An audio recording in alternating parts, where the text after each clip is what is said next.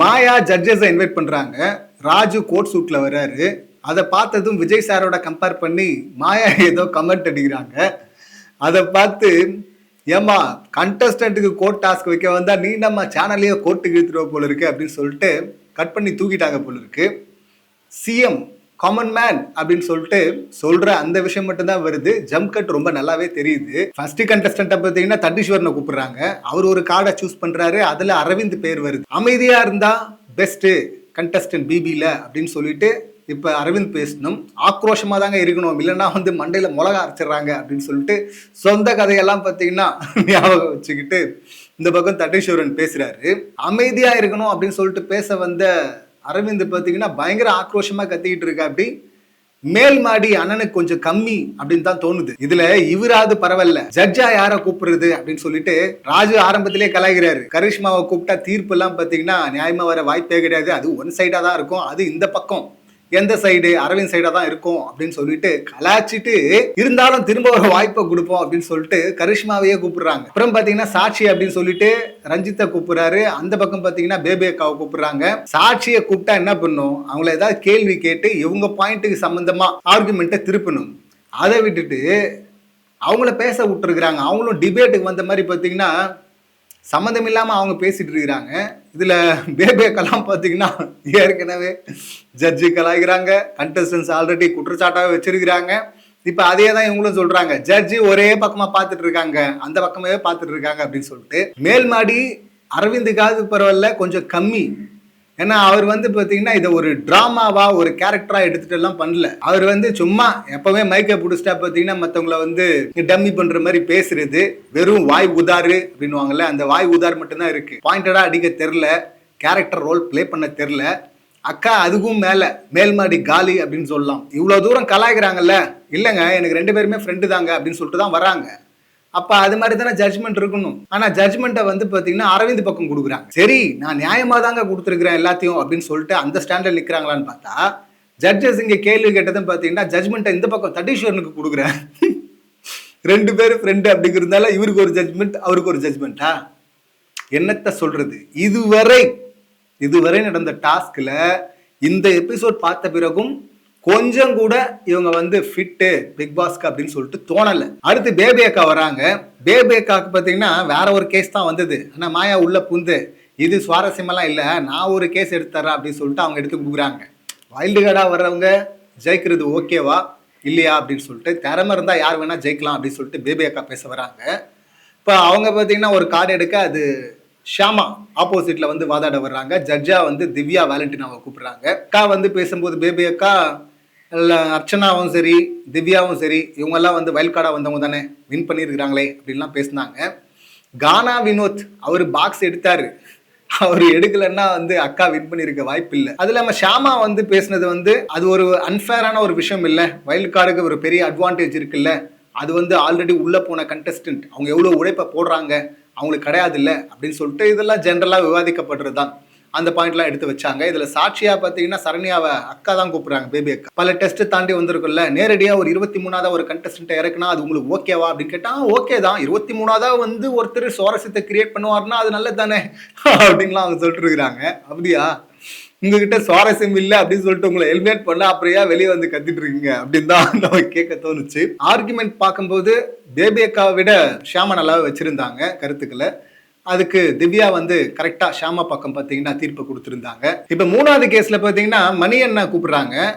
மணி அண்ணனுக்கு பார்த்தீங்கன்னா topic big பாஸ்ல தாக்கு பிடிக்கணும் அப்படின்னா ஒழுக்கமா இருக்கணுமா என்டர்டைன்மெண்ட் முக்கியமா அப்படின்னு சொல்லிட்டு அவர் சூஸ் பண்றதுல வெங்கடேஷ் வராரு. ஆப்போசிட் லாயரா ஜட்ஜா முனியம்மாக்காவை கூப்பிடுறாங்க. என்னடா நடக்க போகுது, காம்பினேஷனே வித்தியாசமா இருக்கு அப்படிதான் பார்த்தோம். இதுல வெங்கடேஷை பத்தி சொல்லணும் அப்படின்னா அவர் ஆரம்பத்துல பிக் பாஸுக்கே சாப்பாடு போடுவேன் அப்படின்லாம் உதார் விட்டார்ல, அதே போலதான் இங்கேயும் பேசிட்டு இருந்தாரு. பாயிண்ட் எல்லாம் பேசின மாதிரி தெரியல. பேசும்போது ஒரு இடத்துல ஸ்ட்ரக் ஆயிட்டு ராஜு பாய் அப்படின்னு சொன்னாரா, ராஜு பாய்ன்னு சொன்னதும் ஓகே நானா இப்ப நான் தான் வரணுமா அங்க சாட்சியா அப்படின்னு சொல்லிட்டு ராஜு பாய் வந்துட்டாரு. வந்ததும் பாத்தீங்கன்னா எல்லாருக்குமே தெரியுங்க, நான் மாத்தி எல்லாம் சொல்ல முடியாதுங்க, என்டர்டைன்மெண்ட் தாங்க நான் ஜெயிச்சதுக்கு காரணம் அப்படின்லாம் சொல்லிட்டாரு. அதுக்கு அப்புறமா இவர் கேட்கிறாரு வெங்கடேஷ் எல்லாம் பார்த்துட்டு இருக்கிறாங்க, ஒழுக்கம் தானே முக்கியம் இல்லைன்னு சொல்றீங்களா நீங்க அப்படின்லாம் சொல்லும்போது, யோ என்ன மிரட்டுறா, அந்த ஆள் ஜெயிச்சா என்ன ஜெயிக்கலனா என்ன, அப்படின்னு சொல்லிட்டு ஒழுக்கமும் தாங்க முக்கியம், ஒழுக்கம் தாங்க அப்படின்லாம் அவர் சொல்ல, அவரே சொல்லிட்டாரு பாருங்க அப்படின்றாங்க. மணி அண்ணா பாத்தீங்கன்னா நல்லாவே எடுத்துட்டு போயிருந்தாரு, நல்ல பாயிண்ட்லாம் வேற சொன்னாரு. இங்க ஒழுக்கங்கிறது அது எல்லாருக்கும் காமனுங்க. அதோட சேர்த்து என்டர்டைன்மெண்ட் வேல்யூ கொஞ்சம் எக்ஸ்ட்ரா இருந்தா தாங்க ஜெயிக்க முடியும், அதனால தாங்க அவர் ஜெயிச்சாரு அப்படின்லாம் அவர் சொன்னாரு. அவ்வளவு தெளிவா சொல்ல பிறகும் முனியம் அக்காவுக்கு வந்து அந்த பாயிண்ட் புரியலையா, அதை வேற ஓப்பனா வேற சொல்றாங்க, இவர் என்ன பேசினாருன்னே எனக்கு புரியல அப்படின்றாங்க. நீங்க ஏன் அப்படி பேசுறீங்க அப்படித்தான் புரியலன்னு தான் பார்த்துட்டு இருந்தோம். முனியம் அக்கா வந்து அவ்வளவு சென்ஸ் இல்லாத ஆள்லாம் கிடையாது. அப்புறம் இங்க ஏன் அப்படி பேசுறாங்கன்னா வெஞ்சன்ஸ் தான், வன்மம் உள்ள இருந்து வழியுதுக்கா அப்படின்னு தான் சொல்லணும். இவங்களுக்குள்ள ஆல்ரெடி ஆகாது, இல்ல வெங்கடேஷ்க்கு ஃபேவர் பண்ணும் அப்படின்னு சொல்லிட்டு அக்கா வாண்டடா அந்த பக்கம் கொடுத்த மாதிரி இருந்தது தீர்ப்பை. இதனால ஜட்ஜஸே வந்து கன்ஃபியூஸ் ஆயிட்டு உட்கார்ந்துட்டு இருக்கிற மற்ற கண்டஸ்டன்ஸ் கிட்ட கேட்டா அதுல நமக்கு காட்டுறதை வந்து சரண்யா அண்ட் அபிநயா பேசுறாங்க. சரண்யாவை கிட்ட நான் ரொம்ப எதிர்பார்த்தேன், அவங்க லாயர் வேற இல்ல, பாயிண்டா அவர் தாங்க பாயிண்டா பேசினாரு, தீர்ப்பு அந்த பக்கம் தாங்க போனோம் அப்படின்னு சொல்லுவாங்கன்னு பார்த்தா அவங்க அந்த வேர்டை பிடிச்சிக்கிட்டாங்க. அந்த வேர்டை பிடிச்சிக்கிட்டு அப்படின்னு சொல்லிட்டு சம்மந்தமெல்லாம் ஏதோ பேசிட்டு இருக்காங்க. இந்த பக்கம் அபிநயா அவங்க சொல்லவே வேணாம், அவங்க ஃபுல்லா வன்மத்தை காட்டுவாங்க. அவங்க ஆல்ரெடி ஐஸ்வர்யா கூட வந்தாங்களே, அப்போதுலேருந்து வன்மத்தை மட்டும் தான் கொட்டிட்டு இருக்கிறாங்க. எதுக்கு வச்சிருக்காங்கன்னே தெரியல. இதுல வந்து கலையரசன் நான் அவங்க கண்ணில் ஒன்று பார்த்தேன் அப்படின்னு சொல்லிட்டு ஒரு கண்டஸ்டன்ட் ஒரே வாரத்தில் வெளியே வந்தாங்கல்ல, அவங்க சொல்லியிருப்பாங்களா அந்த மாதிரி இவங்க வந்து வெங்கடேசன் இருக்கார்ல அவர் வந்து வேஸ்ட் அப்படின்னு சொல்லிட்டு லாஸ்டா வந்து டேஞ்சர் ஜோன்ல நிக்க வச்சாங்கல்ல, அவர்கிட்ட ஒரு பொட்டன்ஷியல் இருக்கு, அதனால தான் நான் கை தட்டுறேன் அப்படின்லாம் சொல்லிட்டு பார்த்தீங்கன்னா பயங்கரமா வன்மத்தை கூட்டிட்டு இருக்கிறாங்க. இங்க முனியம் அக்கா வெளியே வர்ற நியூஸ்லாம் பார்த்தா அக்கா உள்ள போறாங்க அப்படின்லாம் சொல்லிட்டு இருக்கிறாங்க. தாமரை செல்வி மாதிரிலாம் தாக்கு பிடிக்கலாம் வாய்ப்பு இல்லை. இப்படியெல்லாம் இருந்தா சீக்கிரமே அடிச்சு முகத்திரையை கீழ்ச்சி வெளியே அனுப்புறதுக்கு வாய்ப்பு இருக்கு. இவங்க செலக்ட் ஆனாங்கல்ல, அப்ப இருந்த ஒரு பாசிட்டிவ் வைப் வந்து இப்ப இல்ல. அடுத்த கேஸ்க்கு பிரியங்காவை கூப்பிடுறாங்க. டைட்டில் பார்த்தீங்கன்னா பிக் பாஸ் வாழ்க்கையை மாத்துமா இல்ல போட்டியாளர் தாங்க அவங்க வாழ்க்கையை மாத்திக்கணும் அப்படின்றதா. இவங்க ஆங்கர் ஆகணும் அப்படின்னு ஆசைப்பட்டதெல்லாம் சொன்னாங்கல்ல, ஸோ அதனால நல்லா பேசுவாங்க அப்படின்னு சொல்லிட்டு ஒரு எதிர்பார்ப்பு இருந்தது. ஆப்போசிட்ல யார் வரப்போறான்னு பார்த்தா ஜேசன். அவரும் பார்த்தீங்கன்னா அவருடைய பேக்ரவுண்டும் ஏடியாலாம் ஒர்க் பண்ணியிருக்கிறேன் அப்படின்லாம் சொல்லியிருந்தார்ல, ஸோ நல்லா பேசுவார் அப்படின்னு சொல்லிட்டு எதிர்பார்த்தோம். இதில் ஜட்ஜா வந்து சம்யுக்தாவை கூப்பிட்டாங்க. சாட்சியா வந்து ஆரியை கூப்பிடுறோம் அப்படின்னு சொல்லிட்டு, ஏன்னா ராஜீவ் வந்துட்டார்ல, இப்போ அடுத்து ஆரியை கூப்பிடணும்னு சொல்லிட்டு ஆரியை கூப்பிட்டாங்க. ஜேசன் பாயிண்ட் ரொம்ப கரெக்டாக வேலிடாக தான் இருந்தது. பொட்டன்ஷியல் எவ்வளோ வேணா உள்ள இருக்கலாங்க, அதுக்கு அது வெளியே வரணும் அப்படின்னா அந்த சுச்சுவேஷன் காரணம் இல்லை, கூட இருக்கிறவங்கலாம் காரணம் இல்லை. அப்போ அதை கிரியேட் பண்ணி கொடுக்குறது இந்த ஷோ இல்லை, இப்போ ஷோ தாங்க லைஃப்பை மாற்றோம் அப்படின்னு சொல்லிட்டு அந்த பாயிண்ட் எடுத்து வச்சுருந்தாரு. வந்த சாட்சி ஆரியும் பார்த்தீங்கன்னா ஆமாங்க அந்த பொட்டன்ஷியல் வெளியே வரணும்னா அந்த சரௌண்டிங் அப்படி இருக்கணும்ல, அது காரணம் ஷோ இல்லை அப்படின்னு சொல்லிட்டு அப்படி பேசிட்டு இருந்தாரு.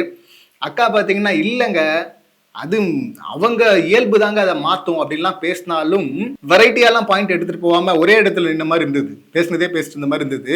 இதுல ஜேசன் பேசும்போது பாத்தீங்கன்னா சட்டுன்னு கீழெல்லாம் போய் உட்காந்துட்டாரு. ஏங்க பாருங்க கோர்ட்ல இது மாதிரி நடந்து கூடாதுங்க அப்படின்னு சொல்லிட்டு ஜட்ஜு கிட்ட முறையிட்டு இருக்கலாம், அதை இவங்க பண்ணல, நீ பண்ணணும் நானும் பண்றேன் அப்படின்னு சொல்லிட்டு இவங்க உட்காந்துடுறாங்க.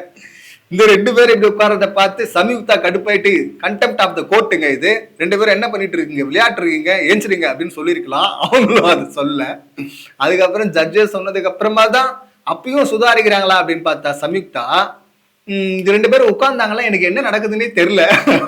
என்ன நடக்குதுன்னு தெரியலன்னா நீங்க தானேங்க சொல்லணும் ஏஞ்சிருங்க அப்படின்னு சொல்லிட்டு அவங்கள வார்ன் பண்ணணும்ல, திட்டலாம் இல்ல, அதெல்லாம் பண்ணாம வந்து அமைதியாக உட்காந்துட்டு இருக்கிறாங்க. இதுதான் ஜட்ஜா. ஜேசன் பக்கம் இவங்க தீர்ப்பை கொடுத்தாங்க, அது கரெக்ட் வேலிட் அப்படின்னு தான் தோணுச்சு. அடுத்து பார்த்தீங்கன்னா ரஞ்சித் வராரு. ரஞ்சித் கொடுக்கப்பட்ட டாபிக் வந்து பிக் பாஸ் வந்து ஸ்கிரிப்டடா ஸ்கிரிப்ட் இல்லையா, ஸ்கிரிப்ட் இல்லை அப்படின்னு சொல்லிட்டு ரஞ்சித் பேசுறாரு. ஆப்போசிட்ல பேசுறதுக்கு ஐட் கார்த்தி அவர் வராரு, அவர் ஸ்கிரிப்டட்னு பேசணும். ஜட்ஜா வந்து அபிநயா வராங்க.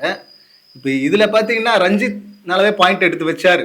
ஆல்ரெடி 2 ஜட்ஜஸை கூப்பிட்டாங்கல்ல சாட்சியா, அப்ப மிச்சம் இருக்கிறது ஓவியா, கூப்பிடுறா ஓவியாவை அப்படின்னு சொல்லிட்டு அவரு ஓவியாவை கூப்பிடுறாரு. கொக்கு நட்ட அப்படின்லாம் பாட்டு பண்ணாங்கல்ல, அதெல்லாம் என்ன ஸ்கிரிப்டா எழுதி கொடுத்தாங்க, அதெல்லாம் அவங்களா பண்ணதானே, அப்படிதானே ஃபேமஸ் ஆனாங்க அப்படின்னு சொல்லிட்டு ஓவியா பத்தி சொல்ல, ஆமா இது ஸ்கிரிப்ட் எல்லாம் கிடையாது அப்படின்னு சொல்லிட்டு வந்த வேலையை முடிச்சுட்டு அப்படியே கிளம்பிருக்கலாம் ஓவியா. அவங்க எக்ஸ்ட்ராவா ஸ்கிரிப்டெல்லாம் கிடையாது அதெல்லாம் கொடுக்க மாட்டாங்க, ஆனா வர்ற கண்டஸ்டன்ட் அவங்க ஒரு ஸ்கிரிப்ட் எடுத்துட்டு வருவாங்க, அவங்களுக்கே ஸ்கிரிப்ட் பண்ணிப்பாங்க அப்படின்னு சொல்லிட்டு குழப்பற மாதிரி ஒன்று பண்ணி விட்டாங்க.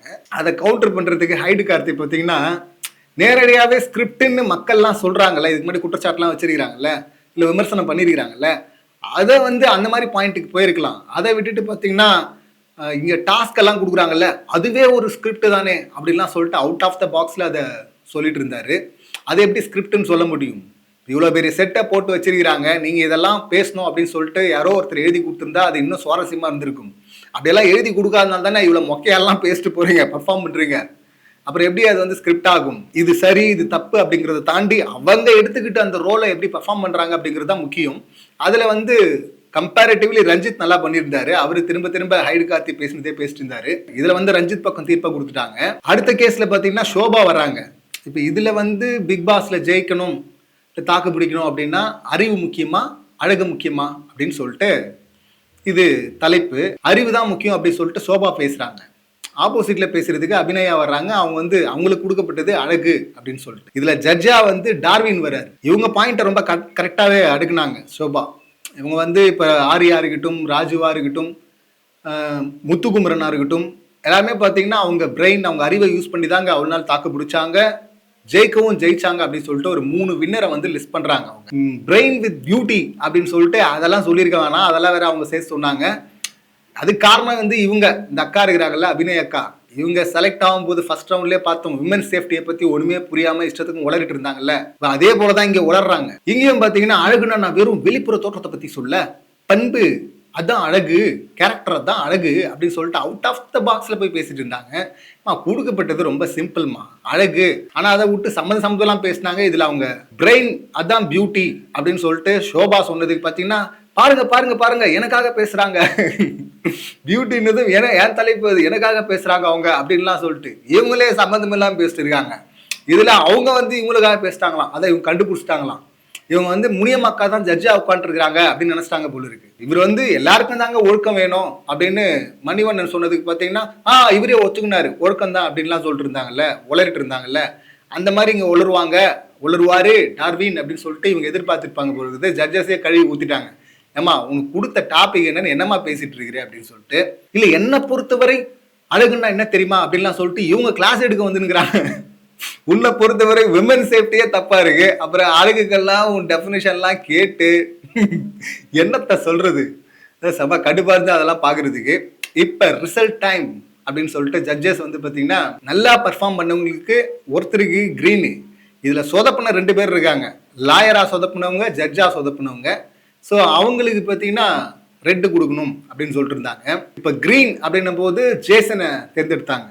ஜேசன் வந்து பார்த்தீங்கன்னா கிரீன் கொடுக்கும் போதும் ஒரு விஷயம் சொன்னாருங்கிறத தாண்டி அந்த பக்கம் பார்த்தீங்கன்னா பலார்னு ஒன்று அரைஞ்ச மாதிரி வந்து அவங்கள குத்தி விட்டாரு. யாரு? பிரியங்காவை. நான் வந்து பெரும் கனவோட வந்தேங்க, இன்னும் 100% எஃபோர்ட்டை போட்டு பயங்கரம் பண்ணணும்னு வந்தேன். ஆனால் வந்து ஆப்போசிட்ல இருக்கவங்க அவங்க பெஸ்ட்டாக பண்ணதாங்க நான் பெஸ்ட்டாக பண்ண முடியும், அங்க சொதப்பிட்டாங்க, அதனால நானும் சொதப்ப வேண்டியதா போச்சுங்க அப்படின்லாம் அவர் சொல்ல அவங்க பயங்கர டென்ஷன் ஆயிட்டாங்க. டீமா போகும்போதும் நான் எந்த டீம் போடணும் அந்த டீம் தான் ஜெயிச்சிருக்கு அப்படின்லாம் சொல்ல அவங்க செம்ம காண்டாயிட்டாங்க. ஏற்கனவே 2 பேருக்கும் ஆகாது அப்படிங்கிறது இதுல இன்னும் அதிகமாயிடுச்சு. பயங்கர வெறியோட காத்துட்டு இருக்காங்க, அடுத்து எப்படா சிக்குவ அப்படின்னு சொல்லிட்டு. இதுல ஜேசன் சொன்ன அந்த பாயிண்ட் கரெக்ட் தான். ஒரு பிளே நல்லா வரணும் அப்படின்னா கூட இருக்கிறவங்களும் அதை பெஸ்டா பண்ணணும். அங்க சொதப்பிச்சுன்னா அங்கேயும் சொதப்புறதுக்கு வாய்ப்பு அதிகம். இப்ப ஜேசனுக்கு வந்து கிரீனு, இப்ப ஜட்ஜா சொதப்புனது யாரு அப்படின்னு வரும்போது அதுல பயங்கரமா வன்மை தான் வருது சம்யுக்தாவுக்கு. கரிஷ்மா வந்து தீர்ப்பையே மாத்தி மாத்தி கொடுத்துருக்காங்க. அவங்கள பாயிண்ட் பண்ணி சொல்றதை விட்டுட்டு இவங்க வந்து திவ்யா டார்வினுக்கு போறாங்க. பெருசா சொதப்புனது யாருங்க? தீர்ப்பை வந்து ஒருத்தர் கொடுத்துட்டு முதல்ல அடுத்து மாத்தி கொடுக்குறாங்கன்னா அது பெரிய தப்பு இல்ல, அதெல்லாம் பெருசா சொல்லணும். ஆனா வரல பாருங்களேன், உன் வன்மை இவ்வளவு வருது, அது கரிஷ்மாக்கே கொடுத்துருக்கலாம் ரெட்டு, அதை ஏன் இவங்க கொடுக்கலன்னு தெரியல. இதுல வந்து கண்டெம்ப்ட் ஆஃப் கோர்ட் நீங்க எடுக்கல, அதனால உங்களுக்கு ரெட்டு கொடுக்குறோம் அப்படின்னு சொல்லிட்டு சம்யுக்தாக்கு ரெட்டை கொடுத்தாங்க. அடுத்து நான் என்ன பண்றேன் பாருங்க அப்படின்லாம் சொல்லிட்டு இருந்தாங்க. இதெல்லாம் சும்மா உதாரணம். ஒரு எபிசோட்லயும் பாத்தீங்கன்னா மாஸ்னா என்ன தெரியுமா அப்படின்னு சொல்லிட்டு இவங்களுக்கு கிளாஸ் எடுக்க வேண்டியிருக்கு. இவங்க 2 பேரையும் கண்டிச்சு இது கண்டெம்ப்ட் ஆஃப் கோர்ட்னு சொல்லியிருந்தாங்கன்னா அது மாசா இருந்திருக்கும். இல்ல யாரு சொதப்புனது அப்படின்னும் போது நானாவது வந்து அதை கவனிக்காம விட்டேன், அவங்க தீர்ப்பையே தப்பா கொடுத்துருக்காங்க, மாத்தி மாத்தி கொடுக்குறாங்க அப்படின்னு சொல்லிட்டு கரிஷ்மா பக்கம் திருப்பி இருந்தா அது மாசா இருந்திருக்கும். அதை விட்டுட்டு வெஞ்சன்ஸை காட்டிட்டு இருக்கிறாங்க. வந்து என்னத்த சொல்றது. அடுத்து பாத்தீங்கன்னா அபிநயா, ஏமா என்ன டாபிக்ல பேச வந்தே தெரியாம நீ சம்மந்தமே இல்லாம ஆப்போசிட் வக்கீல் எனக்காக தான் பேசிட்டு இருக்கிறாங்க எல்லாம் பேசுனிய, இது பெரிய உருட்டுமா, இந்தம்மா இந்த உருட்டை நீயே வச்சுக்கமா அப்படின்னு சொல்லிட்டு ரெட்டை அபிநயா கொடுத்துருக்காங்க. அடுத்த செக்மெண்ட் சுவாரஸ்யமா இருக்கும் அப்படின்னு சொல்லிட்டு எதிர்பார்க்கிறோம். ஏன்னா என்னெல்லாம் சொதப்பணுமோ எல்லாத்தையும் இப்பயே சொதப்பிட்டாங்க. இதெல்லாம் பார்த்த பிறகும் வந்து சொதப்புறதுக்கு வராங்கன்னா அவங்கள யாராலும் காப்பாற்ற முடியாது. ஒன்றும் சொல்கிறதுக்கு இல்லை அப்படின்னு தான் சொல்லணும். ஸோ இன்னைக்கு எபிசோட் சம்மந்தமான என்னுடைய கருத்துக்கள் இவ்வளோ தான். நீங்கள் ஏதாவது சொல்ல நினச்சா அவங்க கருத்துக்களை கமெண்ட் பண்ணுங்கள். மீண்டும் அடுத்த வீடியோவில் சந்திக்கலாம். நன்றி, வணக்கம்.